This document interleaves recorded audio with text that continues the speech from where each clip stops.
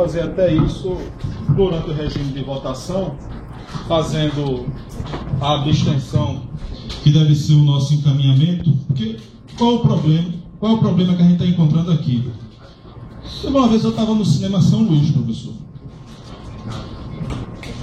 São Luís. Eu não sei que filme era. Antes de fechar. Eu não sei qual era o filme, mas o cinema estava cheio. Sabe o que foi que aconteceu lá, professor? Alguém, no meio do cinema, 2 pessoas se levantaram, professor Rivaldo, e saíram correndo. Sabe o que foi que aconteceu? Saiu todo mundo correndo atrás. Inclusive eu, porque ninguém sabia porque estava correndo. Mas 2 ou 3 se levantaram no meio da do cinema ali embaixo, correndo, desinvestou-se todo mundo. A questão da gente nessa discussão é uma só. Hoje, postaram lá na página da gente no Facebook um e-mail que está circulando aí, anônimo. Porque o covarde, ele não faz discussão às claras. Ele usa do anonimato. Tem um e-mail aí que está circulando que está dizendo que hoje aqui nós estamos vendendo a autonomia da universidade. Tem um e-mail que está circulando que está dizendo que hoje está sendo rifada aqui a eleição de diretor de hospital para facilitar a entrada de IMIP e de organizações sociais. O receio que a gente tem é que isso tem uma dimensão aí que a gente não tem a condição de, num tempo hábil, no tempo político que a gente precisa, de fazer essa discussão com os servidores. Porque tudo que está posto aqui, eu tenho a maior tranquilidade, mas a maior tranquilidade de fazer o debate com os servidores, mostrando como uma mudança positiva.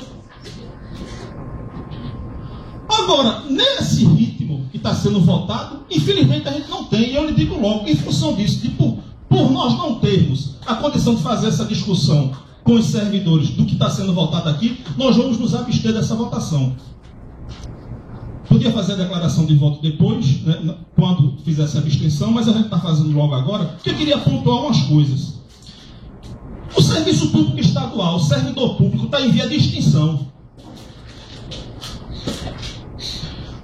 Companheiro aqui, diretor do SINDUP, dá plantão lá no HR. Sabe como é que ele dá plantão no HR, professor?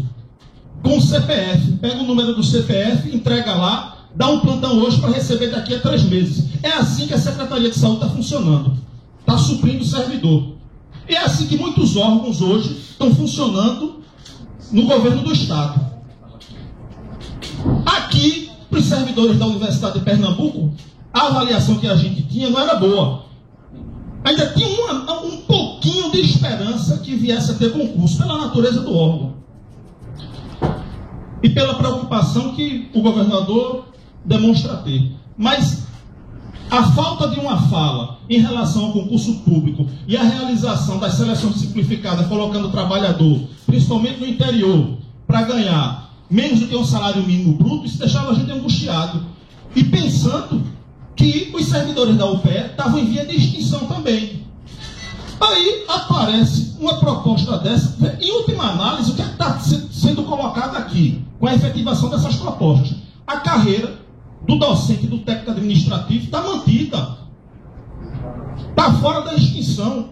Nós não pode. O ano passado houve aquela crise do EMOP, do CTMO, quando fechou, criou-se uma agenda negativa, e para criar uma agenda positiva, o governador anunciou a expansão do EMOP para o interior e concurso público imediato. Eu acho que já vai uns 6 meses isso, não tem anúncio de concurso público lá. Aqui, com essa proposta, já vem saindo, inclusive, dia de edital de publicação de concurso público. É um avanço ou não é? A possibilidade, a gente está entendendo essa possibilidade como a condição efetiva da universidade fazer concurso público para preencher o quadro no caso de exoneração, falecimento e aposentadoria do servidor. Rapaz, para a conjuntura do serviço público hoje, isso é um espetáculo. Quem é que tem essa autonomia? Tribunal de Contas e Tribunal de Justiça. A universidade passa a ter. Esse grupo de trabalho que está sendo criado aqui, que foi criado para fazer o dimensionamento do número necessário de servidores técnico-administrativos e de professores para mandar mensagem para a Assembleia Legislativa criando o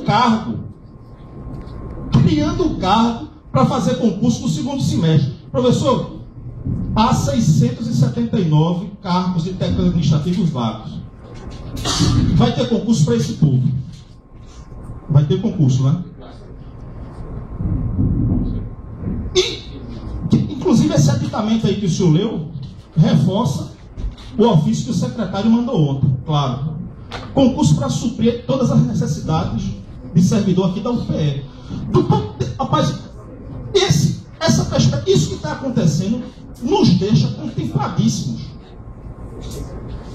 Para a conjuntura política aí, o que está acontecendo com os outros órgãos públicos, isso é uma glória, isso é uma joia. A realização de concurso público e ainda enviar para a Assembleia Legislativa mensagem para criar mais cargo aqui para a Universidade de Pernambuco. Então, o fantasma da extinção da carreira do técnico administrativo aqui está superado.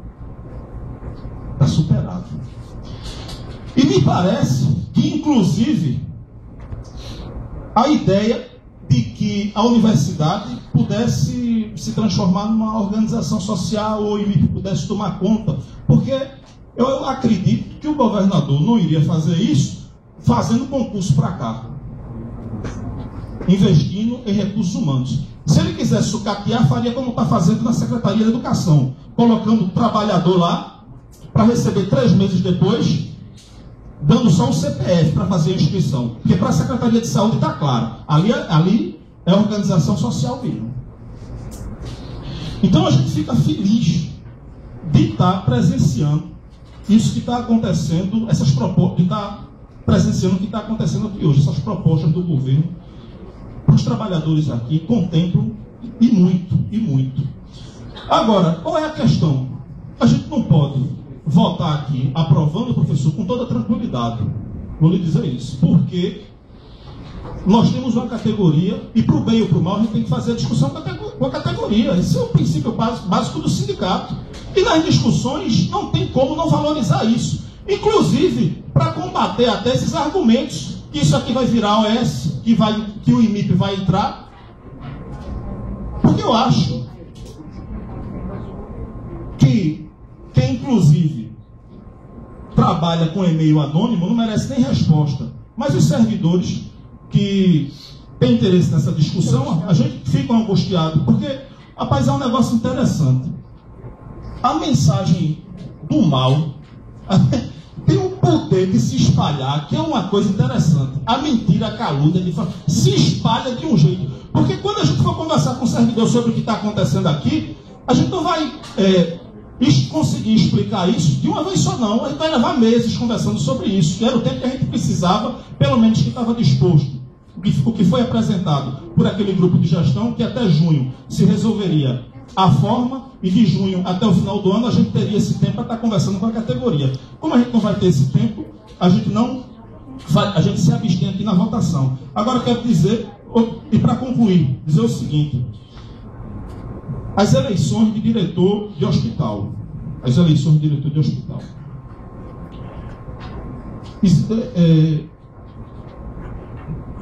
Estava aqui ontem, quando, naquela atividade que eu vi ontem aqui, quando a servidora ligou, sussurrando,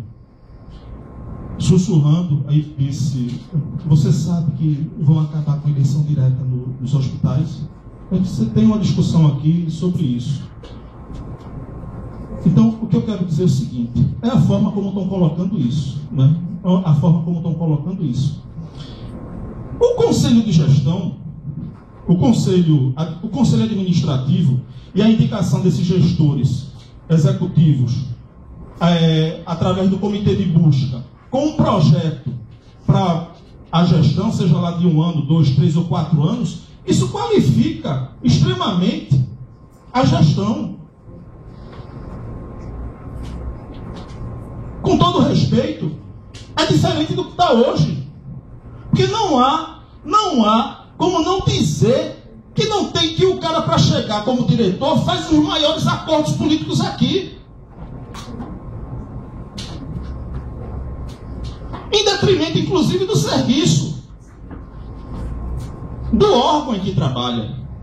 Então, quem se habilitar a ser diretor, e aí, qualquer servidor se habilitando a ser gestor dessas unidades aqui de saúde, através dos parâmetros que o Conselho de Administração vai criar, pô, isso é um avanço, rapaz, porque ele vem, não é para fazer clientelismo, como algumas vezes faz, como o professor disse aqui, mas ele vem para gerir o órgão, concluindo, em função de um projeto. E que se não cumprir o projeto, se não cumprir meta, sai. E hoje, na hipótese de um diretor ineficiente, o que é que ocorre? Tem que engolir por 4 anos, em função da eleição, essa coisa, né? Esse fetiche. Então, avança sobremaneira. Agora, quero declarar que a condição da gente nessa votação é essa. Se a gente tivesse condição de ter conversado com os servidores, não teria polêmica nenhuma em a gente externar o voto da gente aqui de forma positiva. Mas sem ter conversado antes com os servidores, professor, nós vamos nos abster dessa votação, mas fica aqui a declaração, um juízo de valor em relação a essa mudança aqui na universidade, que sem dúvida vai aperfeiçoar a gestão.